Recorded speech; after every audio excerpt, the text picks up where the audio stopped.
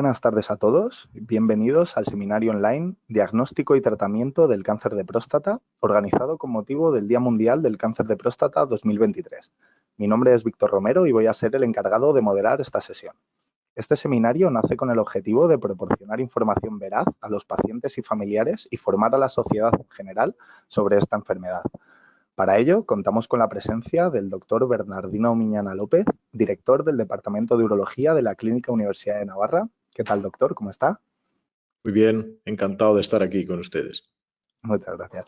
Recuerden que el ponente dispondrá de aproximadamente 30 minutos de exposición y una vez finalice la misma, tendremos una ronda de preguntas. En caso de que tengan alguna duda, la pueden realizar durante todo el seminario a través de la aplicación en el apartado Preguntas. Así que sin más dilación, le doy paso al doctor Miñana. Doctor, cuando usted desee. Muchas gracias, Víctor. En primer lugar, me gustaría agradecer a GEPAC la oportunidad, una vez más, de poderme dirigir a los pacientes con cáncer de próstata para poder informarles, para poder tratar de explicarles cómo se lleva a cabo el diagnóstico y el tratamiento del cáncer de próstata. Bien, a mí me gustaría comenzar en un entorno en el que vivimos con tantos hombres preocupados por tantas enfermedades, de una manera muy especial por las enfermedades oncológicas y dentro de ellas el cáncer de próstata, que es el cáncer, como ahora veremos, más frecuente en los varones, dar un mensaje de optimismo. Muchas veces se asocia la palabra cáncer con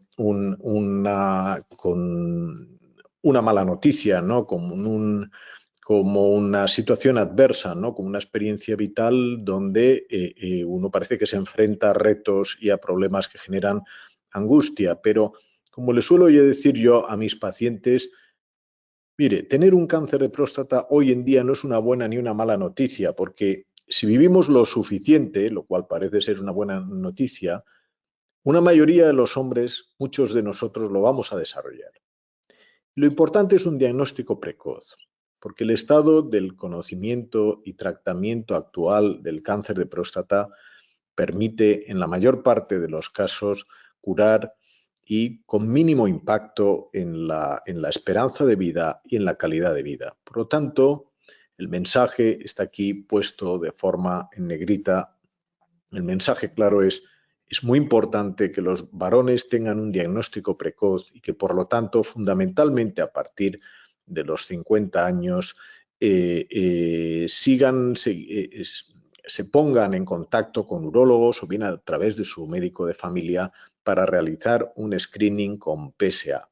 Es quizá el elemento más importante para un diagnóstico precoz.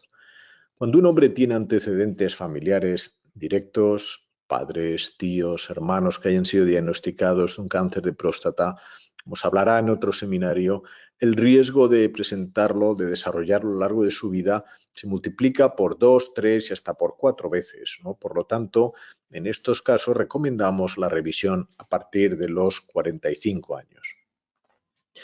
Recordar lo que sale en esta diapositiva. Aquí vemos una figura de un hombre y de una mujer y vemos los cánceres más frecuentes en ambos sexos, de arriba hacia abajo, de más a menos frecuente, y vemos que el cáncer de próstata equivale al cáncer de mama en la mujer. Son los dos grandes, los dos tumores más frecuentes que se diagnostican con mayor frecuencia en los varones y en la mujer respectivamente.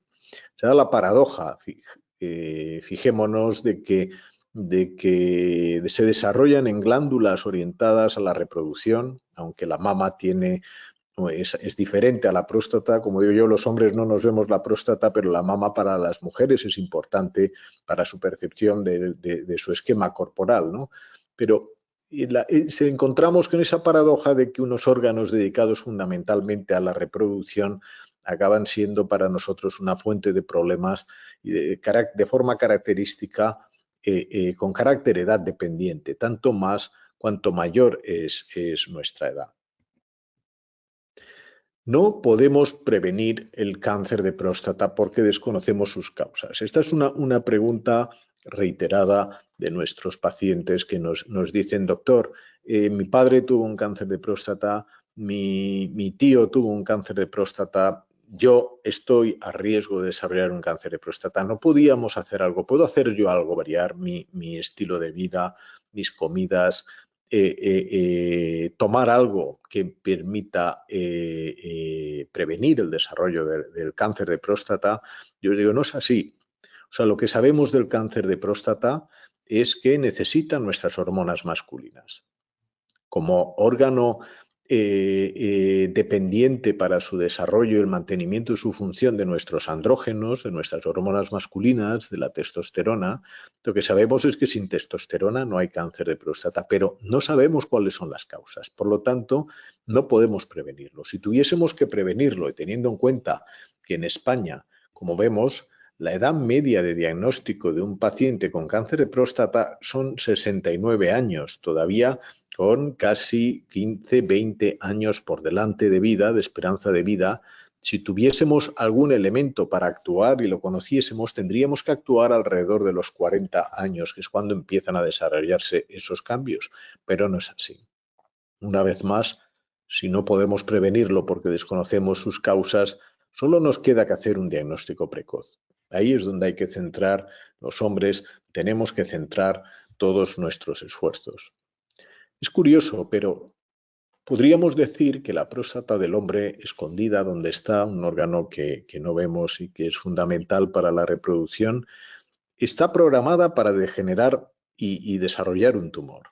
Es como si el envejecimiento le sentase mal a ese órgano y estuviese preparado. De hecho, en los varones mayores de 50 años, como vemos, cuando los varones mueren por otras causas y se llevan a cabo estudios autópsicos para ver qué enfermedades tiene, se encuentra que sin saberlo hay muchos hombres que tienen un cáncer de próstata. Por lo tanto, si nos centramos en esta edad de riesgo, que son los varones mayores de 50 años, un número significativo de varones tendrá un cáncer de próstata y otros no. Lo importante es que de estos pacientes con cáncer de próstata, una minoría de ellos serán diagnosticados porque se llevan a cabo un análisis por parte de su médico de atención primaria o bien por su urólogo y se detecta un PSA elevado, o se lleva a cabo una exploración por parte del urólogo y se hace un tacto rectal y se detecta alguna anormalidad en el mismo. Como consecuencia, ahora veremos cómo se diagnostica y se procede a tratarlo. Pero un porcentaje pequeño de ellos fallecerán. Es decir, habrá muchos hombres con cáncer de próstata que nunca serán diagnosticados, se morirán de otras cosas. Otros pacientes que serán diagnosticados y que no se morirán, la mayor parte de ellos, y solo una pequeña proporción de varones con cáncer de próstata fallecerán. Y ello es debido a que buena parte de los pacientes con cáncer de próstata, cuando se diagnostican dentro de la próstata, algo más de 1 de cada 3, básicamente 2 de cada 3 varones que se diagnostican tienen un riesgo bajo o un riesgo intermedio de morir por la enfermedad. Es decir, 2 de cada 3 pacientes diagnosticados tienen una probabilidad altísima de curación o al menos de no desarrollar metástasis y por lo tanto morirse de otras causas que no sean del cáncer de próstata. Aproximadamente un 20-25% de los pacientes se diagnostican tienen una enfermedad localizada en la próstata, pero de cierta agresividad. Son pacientes que aunque operemos, pues tienen riesgo por la biología, por la agresividad del tumor de haber salido de la próstata. Y nos encontramos que solo un 4% de los hombres al diagnóstico se diagnostican con enfermedad avanzada, con enfermedad metastásica, enfermedad que ya ha salido de la próstata. Es un tumor que hablaba antes al principio que no hay que tenerle miedo, más bien todo lo contrario. Hay que hacer lo que hay que hacer, ocuparse del mismo. ¿Y cómo me puedo ocupar? Pues haciéndome mis análisis periódicos por un diagnóstico precoz. Porque es un tumor que por su propia naturaleza es un órgano que está destinado a la próstata pues, para la reproducción y está muy relacionado fundamentalmente pues, con la esfera sexual y con la esfera urinaria. Entonces, el impacto de estas enfermedades físico y emocional es tanto mayor cuanto más avanzado está. De nuevo, un mensaje a favor de llevar a cabo un diagnóstico lo más precoz posible. Aquí tenemos en un gráfico, un diagrama de barras correspondiente a un estudio que llevó a cabo, que fue financiado por la empresa Janssen en su día, una empresa farmacéutica. Fue una encuesta en pacientes con cáncer de próstata y a cuidadores y a profesionales de la salud, ¿no? Como vemos, el impacto físico y emocional de esta enfermedad es muy importante, tanto más cuanto más avanzada está, y la esfera más afectada es la relacionada con la intimidad de la pareja. Después, otras actividades como el ejercicio físico, los deportes, es decir, es una enfermedad que puede afectar sobre todo pues, al espacio de la intimidad y a la movilidad y a una serie de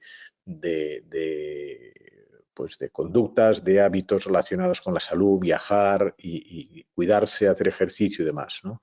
Precisamente por impacto en la sexualidad y en la función urinaria. ¿Qué hacer? ¿Cómo se diagnostica el cáncer de próstata hoy en día? Hoy hay 3 formas de diagnosticar un cáncer de próstata, diría yo. Una, yo creo que es bastante conocido por todos los hombres, es por tener un PSA elevado. ¿Qué es el PSA? Aquí vemos la próstata. El PSA es una molécula normal del semen del hombre. Cuando el hombre eyacula, se forma un coágulo en el semen para que quede adherido al cérvix uterino, de forma que permita que los espermatozoides suban por el útero. El PSA es una molécula normal de semen que lo que hace es licuar después ese coágulo. Por lo tanto, el PSA no indica una enfermedad, nos indica que los hombres tenemos próstata. Mientras tenemos próstata, si nos hacen un análisis, vamos a tener un valor de PSA, cierto valor de PSA, ¿no? Lo que sabemos es que cuando el PSA sube por encima de un cierto valor, se ha establecido en 4 nanogramos mililitro, quiere decir que hay que ver si está pasando algo en la próstata, que no necesariamente quiere decir que tenga el hombre un cáncer. La próstata de un hombre de tamaño normal está entre 15 y 20 centímetros cúbicos y en cambio si uno tiene una enfermedad conocida por hiperplasia prostática benigna, que supone prácticamente siempre un aumento del volumen prostático, ese aumento del volumen prostático también conllevará un aumento del PSA, en este caso provocado por una hiperplasia prostática benigna. Las prostatitis o infecciones de la próstata, que es la causa más frecuente de consulta de un varón menor de 40 años al urólogo, las prostatitis también provocan elevación del PSA. Algunas conductas habituales, ¿no? Como el hecho de hacer bicicleta inmediatamente después de una carrera o después de un ejercicio en bicicleta, como se apoya el periné sobre la próstata y exprime un poco la próstata, es posible tener elevaciones transitorias también del PSA o después de tener relaciones sexuales. Si uno se determina el PSA después de haber tenido relaciones sexuales, es posible encontrar unos valores más altos de los basales. Por lo tanto, el PSA, que significa antígeno prostático específico, es una molécula que es específica de la próstata. Nos dice que procede de la próstata, pero no de cáncer. Por lo tanto, siempre es un signo de alarma. De hecho, es la única forma que tenemos hoy en día de diagnosticar y poder curar a un paciente de un cáncer de próstata, sobre todo si es joven y no tiene ningún otro síntoma, porque más de 2 de cada 3 de los pacientes que se diagnostican hoy en día son completamente asintomáticos y lo hacen por tener un PSA elevado. La otra forma es el tacto rectal anormal. Esta es una situación no frecuente. Lo que no es frecuente es tener un tacto rectal anormal con un PSA normal. Entonces, ante esa disyuntiva, hay tumores que son muy raros, es infrecuente, pero curiosamente en su rareza llevan también una cierta agresividad. Hay tumores que son raros y no elevan el PSA y la única forma que tenemos de diagnosticarlo es a través de un tacto rectal. Por eso sigue siendo una exploración obligada en la consulta del urólogo. Uno u otro, bien un PSA elevado o un tacto rectal anormal, hoy en día hacen necesaria una resonancia magnética multiparamétrica. Es una prueba pivotal y es obligatoria realizarla a todos los pacientes con sospecha de una posibilidad de tener un cáncer de próstata, dado que tienen un PSA elevado o un tacto rectal anormal. El cáncer de próstata era el único tumor sólido que no veíamos, que no se diagnosticaba con ninguna prueba de imagen, hasta que se ha estandarizado esto que llamamos resonancia magnética multiparamétrica. Como vemos en esta imagen, la próstata del hombre es esto que yo estoy señalando. Tiene forma de naranja. La parte central, que correspondería a los gajos de la naranja, suele ser la hiperplasia prostática benigna. Y en cambio el cáncer de próstata, el hombre lo desarrolla en lo que sería la corteza de esa naranja, ¿no? En esa zona periférica. Vemos aquí que hay una zona un poco más oscura que en esta parte de aquí que se llama difusión, se llama multiparamétrica porque se estudian varios parámetros diferentes. Esta concordancia de esta lesión con esto no nos quiere decir que aquí haya un tumor, pero nos está diciendo, doctor, si usted cree que a don fulano hay que hacerle una biopsia porque tiene un PSA elevado o tiene un tacto rectal anormal, de donde es obligatorio coger muestras es de esta zona, porque aquí hay más células de lo normal. Por lo tanto, una resonancia magnética es muy importante porque además disminuye el número de biopsias. Hoy en día, un paciente con un PSA elevado y un tacto rectal anormal, pero cuya resonancia sea completamente normal, lo que hacemos es hacer un seguimiento porque la probabilidad de que tenga un cáncer es menor de un 5% y en caso de tenerlo suele ser un tumor de muy bajo riesgo que da igual diagnosticarlo ahora que adelante. Luego, si la resonancia magnética es normal, vamos a evitar muchas biopsias. En cambio, si la resonancia magnética es anormal, lo que hay que hacer siempre es una biopsia para descartar la presencia de un cáncer. Por lo tanto, PSA elevado, que es la forma más habitual de diagnóstico hoy en día, o de sospecha, mejor dicho, de un cáncer de próstata, hay que hacer una resonancia. ¿Por qué? Porque me puede evitar biopsias innecesarias y en caso de que tenga que hacerme una biopsia porque hay una lesión sospechosa, que no quiere decir que sea un cáncer, es necesaria la biopsia, al menos nos va a permitir dirigir la biopsia hacia esas zonas.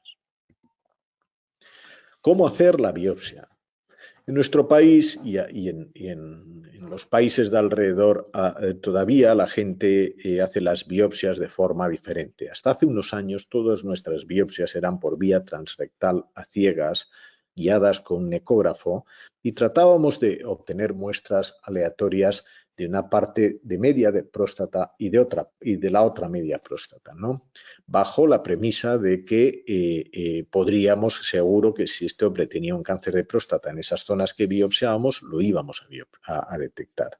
Por lo tanto, había hombres que diagnosticábamos el cáncer de próstata, otros que no porque salía negativa, pero en el curso le repetíamos una segunda, una tercera biopsia hasta que al final lo detectábamos porque trabajábamos a ciegas. Entonces, hoy en día que disponemos de una resonancia que nos está diciendo dónde está la zona sospechosa, hacer una biopsia por vía transrectal a ciegas, pues en mi opinión no es una praxis apropiada o en todo caso no es la mejor praxis. Entonces, ¿cómo hacer la biopsia? Hay veces que lo único que queremos es filiar el tumor. Por ejemplo, si tenemos un paciente con un PSA muy elevado y que tiene una enfermedad metastásica, no se puede poner ningún tratamiento sin filiar el tumor, sin saber que este hombre, constatar en una biopsia que este hombre tiene un cáncer de próstata. Entonces, en ese caso, una biopsia transrectal convencional podría ser suficiente. Pero si lo que queremos es hacer un tratamiento personalizado y poder aplicar todos los tratamientos que hoy en día se pueden hacer quirúrgicos en un paciente con un cáncer de próstata, tenemos que hacer una biopsia transperineal con fusión. Como vemos en esta imagen, que son nuestras de la clínica, ¿en qué consiste en esta biopsia? Llevamos a cabo una fusión de la resonancia, donde veíamos la lesión anterior, que está aquí sospechosa, llevamos a cabo una fusión y nos dice en la ecografía que hacemos a tiempo real, nos superpone dónde está esa lesión. De esa forma podemos coger muestras dirigidas de esa zona sospechosa, de zonas aparentemente normales, y hacemos lo que se llama una biopsia dirigida y una biopsia sistemática del resto de la próstata. Aquí vemos cómo somos capaces de coger la muestra exactamente de la zona sospechosa. De esa forma, damos respuesta a las 3 preguntas que son necesarias cuando uno tiene una sospecha de un cáncer de próstata. Doctor, ¿tengo yo un cáncer de próstata, sí o no? Si la biopsia sale positiva, pues ya sabemos que sí. La siguiente pregunta es, ¿y dónde está localizado el tumor dentro de la próstata? Porque eso, si queremos hacer un tratamiento personalizado, es muy importante. No es lo mismo tener un tumor cerca de los nervios de los que depende la erección que tener un tumor alejado de los mismos, de cara a planificar los tratamientos que hay que hacer, por ejemplo. Y la última pregunta es, tengo un tumor, ¿cuál es la agresividad? El hecho de ser capaces de coger las biopsias del mismo interior del tumor nos hace que habitualmente la correspondencia entre la agresividad del tumor que conocemos antes de decir el tratamiento, cuando llevamos a cabo una biopsia de este tipo, y la que nos vamos a encontrar después sea mucho más alta que cuando hacíamos las biopsias transrectales a ciegas. Bueno, pues tenía un PSA elevado o tenía un tacto rectal anormal y el doctor me propuso una resonancia. En la resonancia apareció una lesión sospechosa y me han hecho una biopsia transperineal con fusión y me han diagnosticado un cáncer de próstata. ¿Cuál es el siguiente paso? Desde luego yo comenzaba esta presentación lanzando un mensaje de optimismo, y cuando uno le diagnostican esto se mezclan en él pues, signos contradictorios, ¿no? Es decir, un cierto angustia, preocupación. La primera pregunta que tenemos que hacer, ¿está localizado dentro de la próstata? Porque si es así, entonces tengo una probabilidad de curarme, más cuando he dicho anteriormente que 2 de cada 3 pacientes no solo está dentro de la próstata, sino además son tumores de una agresividad limitada, que por lo tanto nuestro objetivo en estos casos va a ser curar con los menores efectos adversos. Pero la pregunta recíproca, la recíproca es, ¿está extendido más allá de la próstata? Admitimos hoy en día, que cuando el tumor se ha extendido más allá de la próstata, sobre todo cuando se ha extendido más allá de la pelvis, el tumor ya no es curable. Es una enfermedad que consideramos metastásica y hoy en día pues, se han desarrollado y se siguen desarrollando múltiples tratamientos que nos permiten vivir cada vez más años con la mejor calidad de vida. Siempre nuestro objetivo es lograr aquel tratamiento que nos permita o bien curarme o bien convivir con un tumor, pero manteniendo mi calidad de vida. Habitualmente lo que hacemos los urólogos en estos casos es cuando se ha diagnosticado un cáncer de próstata tenemos en cuenta el nivel de PSA. Cuanto más bajo sea el nivel del PSA, más probabilidad de que sea un tumor localizado dentro de la próstata y más probabilidad de ser curado. En segundo lugar, utilizamos lo que se llama una clasificación, que es la clasificación de Gleason. No he considerado pertinente explicarla, pero básicamente nos habla del grado de organización de las glándulas dentro del tumor, de forma que cuanto más organizada es un tumor, es un Gleason con una puntuación menor y es un tumor menos agresivo. Y cuando menos organizada, cuando más desorganizado, suelen ser tumores más agresivos, ¿no? Entonces, con los datos de la resonancia, si hay mayor o menor lesión, con los datos del PSA y con los datos de la clasificación que nos dice el patólogo, este señor tiene un tumor y tiene un Gleason con esta puntuación, que generalmente es una puntuación que va de 6 a 10, siendo el 6 la más benigna y el 10 la peor, a los pacientes los clasificamos en pacientes de bajo riesgo, riesgo intermedio o de alto riesgo. Bajo riesgo de que haya salido de la próstata, riesgo intermedio o de alto riesgo de recaer. En los casos de los pacientes de bajo riesgo podemos hacer muchas cosas. Un seguimiento activo, que es hacer, ahora lo veremos, es seguir, demorar los tratamientos radicales. Podemos hacer terapias focales, como si sabemos dónde está el tumor, conocemos su biología por la biopsia y sabemos dónde está localizado, somos capaces hoy en día de destruirlo de forma mínimamente invasiva. O tratamientos radicales. Tratamientos radicales supone quitar la próstata entera. La próstata es un órgano, como yo digo yo, inservible. Sirve para tener hijos, pero a estas alturas generalmente la mayor parte de los varones ya no estamos en esa situación, ¿no? Cuando es de riesgo intermedio se puede hacer una terapia focal o tratamientos radicales, ya no se recomienda un seguimiento activo, y cuando es un alto riesgo lo normal es hacer siempre tratamientos radicales y con frecuencia hay que combinar la cirugía, la radioterapia y las hormonas. Siempre curarse con los menores efectos adversos. ¿Cuáles son los posibles efectos adversos de la cirugía?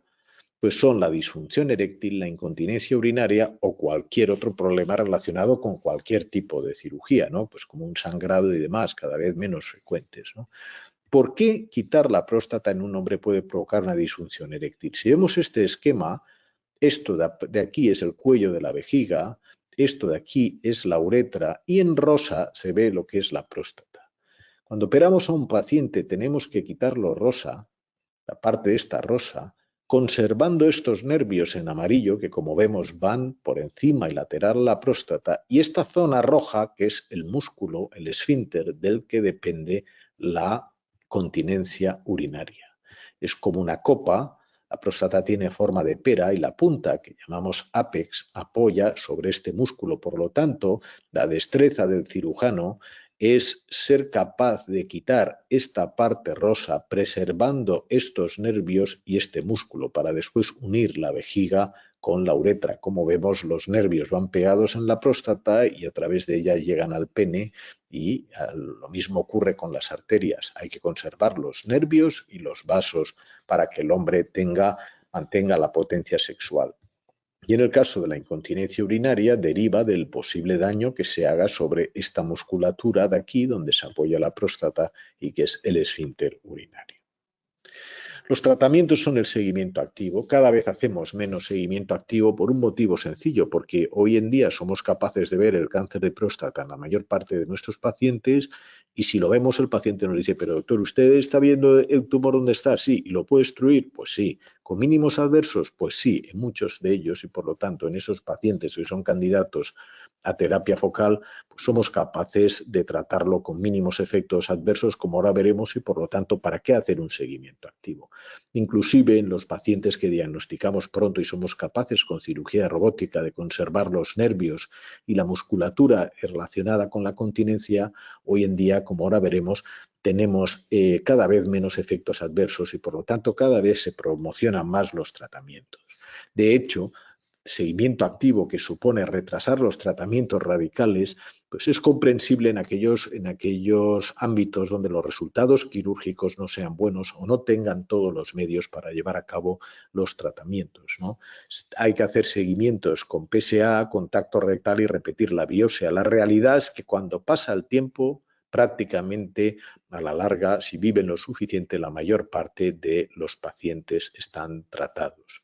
Lo que sí hay que tener cada vez más precaución es que, en mi opinión, es un error proponer seguimiento activo en pacientes con biopsias transrectales a ciegas convencionales, porque en 30-40% de los mismos serán pacientes donde nos equivocaremos pensando que son más benignos de lo que creemos y cuando vayan a tratarse los pacientes la enfermedad estará más avanzada.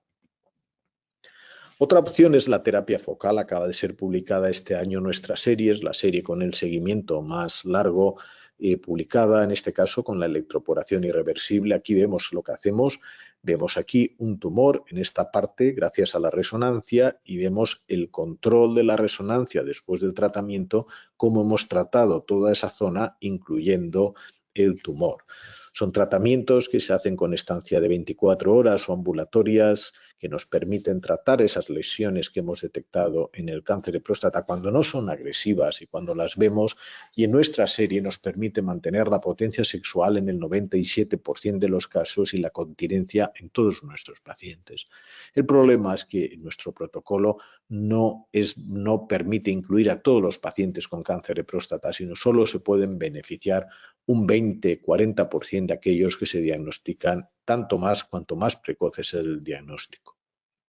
El otro tratamiento es la prostatectomía radical robótica. Lo importante en cirugía no es la tecnología. Aquí tenemos una imagen de nuestro robot, todas las personas que están implicadas directa o indirectamente, anestesistas, enfermeros, en una cirugía robótica. Está hecho para demostrar que no es el robot el que opera, sino es el cirujano con su experiencia, aunque opere a distancia, el que va manejando estos brazos para obtener los resultados. La cirugía robótica hoy en día nos permite tal precisión que en la Clínica Universidad de Navarra, que nos evaluamos en varones menores de 65 años, en los cuales conservamos los nervios, somos capaces de mantener la potencia sexual en un 94% de los mismos, solo en un 15% si los tumores son agresivos, y la continencia urinaria en el 96% de los mismos, ¿no? En un 10% de nuestros pacientes tienen una incontinencia leve, moderada, que nosotros llamamos el llevar una compresa de seguridad por si tienen algún día, sobre todo con los esfuerzos, en alguna situación, algún escape. Es decir, que hoy en día la cirugía con estancias de 24 o 48 horas es una cirugía pues cada vez más factible, más fiable, reproducible, y nos permite unos resultados hasta ahora imposibles de pensar, hasta que hemos tenido esta precisión. Y eso es porque el robot nos permite una serie de movimientos y una precisión que nuestra mano no tiene. Tiene unos grados de movilidad y es un avance importante. Hoy en día vemos estos armatostes, ¿no?, que parecen desproporcionados, pero cada vez se va desarrollando más esta tecnología, y sin duda los futuros robots serán todavía más manejables, ¿no? Finalizo, por tanto, mi comunicación recordando que hoy en día la clave no es tener o no un cáncer de próstata. Es decir, si vivimos lo suficiente, tenemos los hombres que contar que es muy probable que antes o después nos diagnostiquen un cáncer de próstata, ¿no? La clave es no dejar de ir al urólogo, hacernos el PSA, y ante un PSA elevado, pues tratar de reproducir toda esta secuencia que he tratado de transmitirles en esta presentación. Pero lo importante es un diagnóstico precoz, y eso nos permite, en un número muy importante de pacientes, hacer tratamientos personalizados y poder curar sin secuelas. Muchas gracias por su atención, y renuevo mi agradecimiento a GEPAC por darme esta oportunidad de dirigirme a todos ustedes. Pues muchísimas gracias, doctor, por su intervención, por arrojar un poco de luz a, bueno, a los métodos, ¿no?, del diagnóstico, y, por supuesto, a las técnicas luego posteriores de intervención, tanto quirúrgica, bueno, de los diferentes tratamientos, ¿no? Además, algo que ha mencionado varias veces, desde GEPAC nosotros el Día Mundial le hemos dado un eslogan que es un traje a medida, ¿no?, usando este atuendo que usan tanto los hombres, y, como bien dice, enfocándolo a la medicina personalizada, ¿no?, y cada vez más enfocada a cada caso individual, que creemos, como bien dice usted, que es el futuro. Así que muchísimas gracias. Si no le importa, tenemos 4 preguntas que le desearíamos hacer, que nos han transmitido los pacientes, así que, si está dispuesto, se las puedo realizar.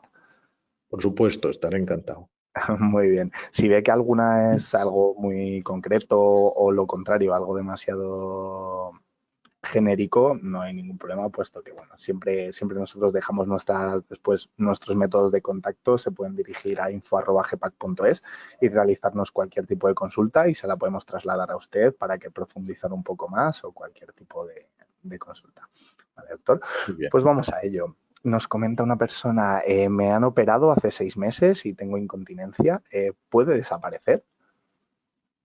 Sí, sí.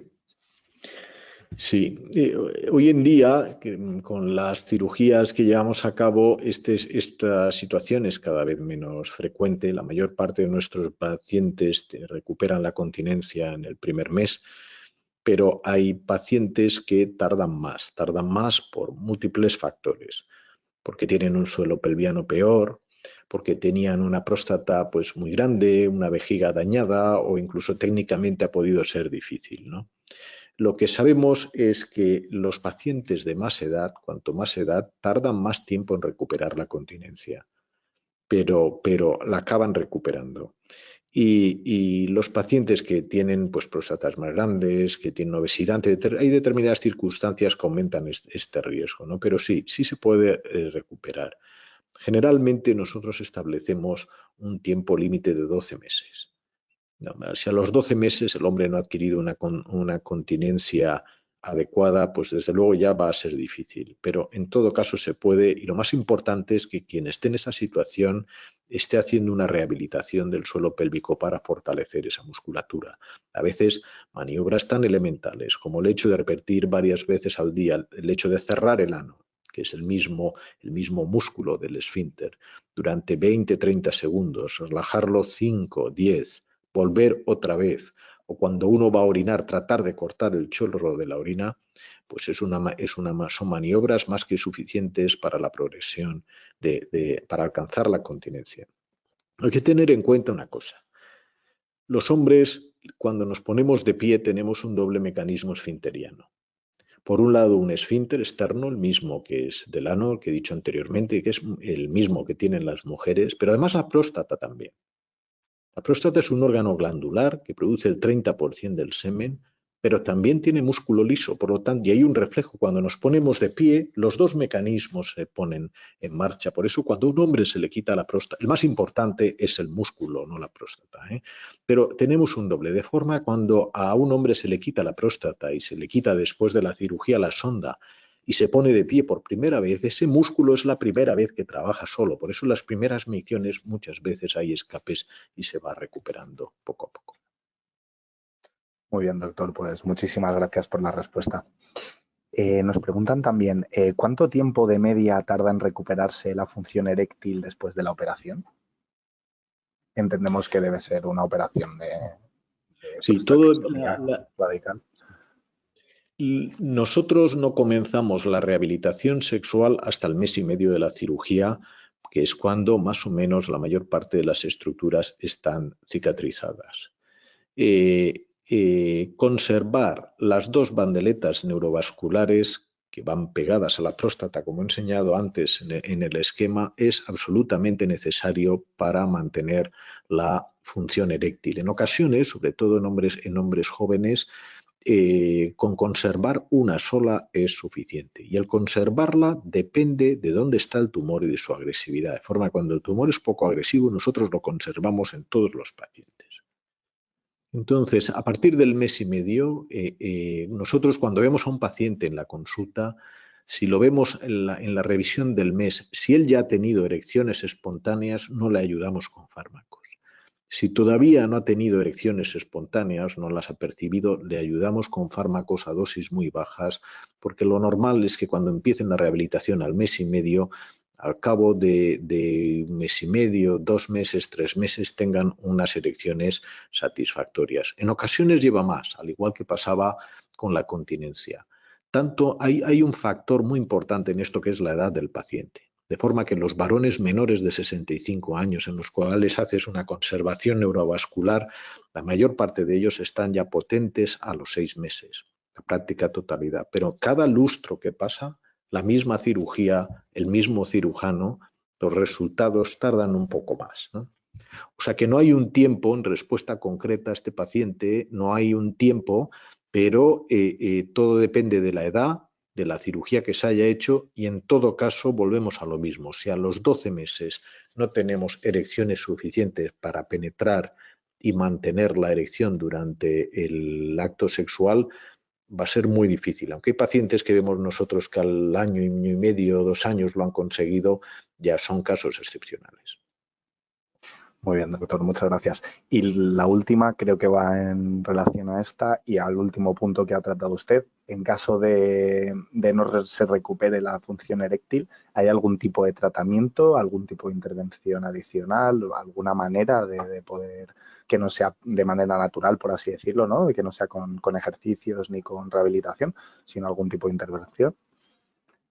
Sí, habitualmente cuando la pérdida de la disfunción eréctil es secundaria a una cirugía, porque el tumor es agresivo, porque realmente ha habido que quitar esos nervios, o simplemente porque el cirujano no tiene la experiencia suficiente y se comprometen, los fármacos que habitualmente se utilizan para la disfunción eréctil, que se llaman inhibidores de la 5-alfa diesterasa, los fármacos estos no suelen funcionar, no suelen ser útiles cuando hay una disfunción eréctil severa por la secundaria a la cirugía, que supongo que es la pregunta, supongo que es el elemento crítico de esta pregunta. Tengo una disfunción eréctil severa, se le han puesto tratamientos con estos fármacos orales y no suelen funcionar, ¿no? En este caso no queda más remedio que recurrir a las inyecciones intracavernosas. Las inyecciones intracavernosas suelen funcionar en la mayor parte de los pacientes, suponen administrarse un agente vasoactivo que lo que hace es con una aguja muy finita, más finita que las agujas de las inyecciones de insulina, ponerse en la parte lateral del pene directamente dentro de los cuerpos cavernosos una dosis que permite a la mayor parte de los varones tener unas erecciones con una rigidez y una, si no tenía problemas antes, previos, pero por lo general a la mayor parte de los varones permite tener erecciones con una rigidez y una duración más que adecuadas. Si el paciente no desea, pues porque a veces percibe que hay falta de espontaneidad, ¿no?, con su esposa, el hecho de tener que ponerse las inyecciones o tienen miedo al hecho de ponérsela, se puede recurrir a tratamientos definitivos y en este caso se puede recurrir a una prótesis de pene, que son tratamientos que en varones y en parejas motivadas suelen dar unos resultados excelentes. Muy bien, doctor. Pues muchísimas gracias sobre todo por la exposición y, por supuesto, por responder a las preguntas. Aquí finaliza el seminario Diagnóstico y Tratamiento del Cáncer de Próstata. Agradecemos una vez más al doctor Miñana López su colaboración totalmente altruista y a los participantes su asistencia e interés. Esperamos que les haya gustado y resultado interesante y les recordamos que si lo quieren volver a ver o recomendarlo a algún amigo, lo encontrarán guardado en el canal de YouTube de GEPAC y en la web que hemos realizado con motivo del Día Mundial del Cáncer de Próstata.